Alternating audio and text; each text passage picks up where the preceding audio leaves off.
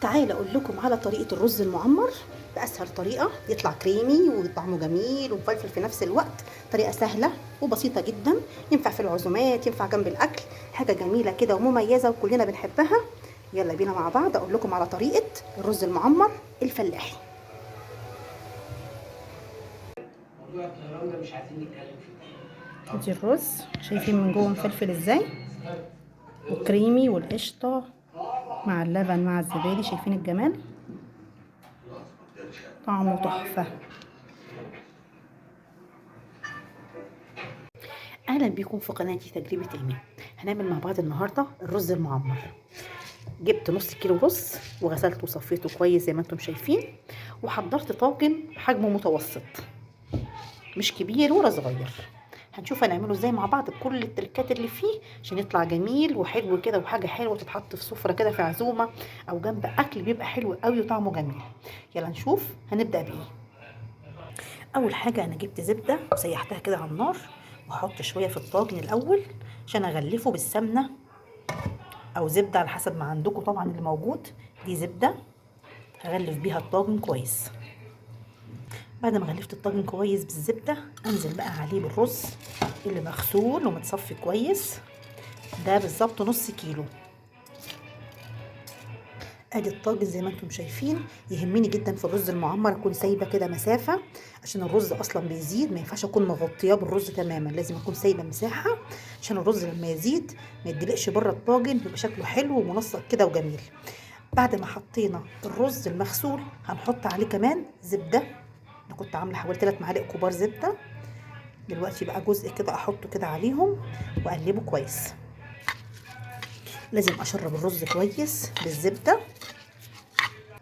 حبه ملح وحبه فلفل، وانا عشان بحب القرفه فانا حطيت سنه قرفه كده، طبعا دي اختياري يعني مش اساسي في الطاجن، كل واحد طبعا بيحط الحاجه اللي بيحبها. زي ما انتم شايفين لازم يتغلف كويس بالزبده عشان يبقى مفلفل، يبقى طعمه حلو كده ايه ومظبوط. الناس اللي بتحب الرز المعمر يكون كريمي هتحط كده معلقتين زبادي، بتخلي طعم الرز غني كده ودسم، وفي نفس الوقت بتخليه كريمي كده وجميل. هنزود كده معلقتين زبادي ونقلبهم كويس مع الرز. ودلوقتي هنضيف اللبن المغلي، انا جايبه لبن بلدي، ونقلب الخليط بتاعنا كله مع اللبن. طبعا بنخلي اللبن بيكون مغطي الرز علشان يطلع مفلفل كده وجميل. انا كمان بزود تركه تانية كده انا بعملها بتخلي الرز حلو، بجيب واحده مرقه صغيره على نص كوبايه ميه وبقلبهم كده كويس، طبعا ما تكون مغليه عشان ادوب فيها المرقه، وبنزل على الخليط بتاعي كده اهو واقلبهم كلهم مع بعض. اللبن مع المرقه اللي بالميه بيديله طعم جميل جدا جدا. نقلب كل الحاجات دي مع بعض كده لغايه ما كله يتجانس.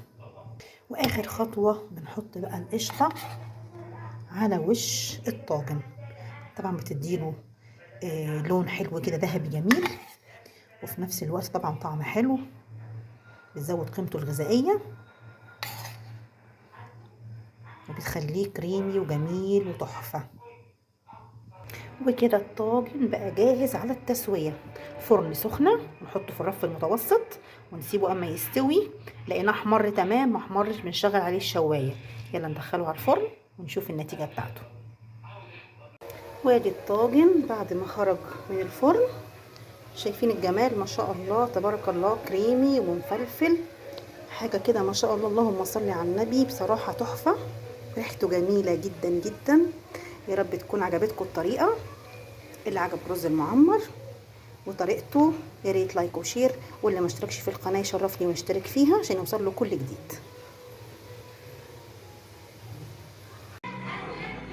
شايفين الجمال،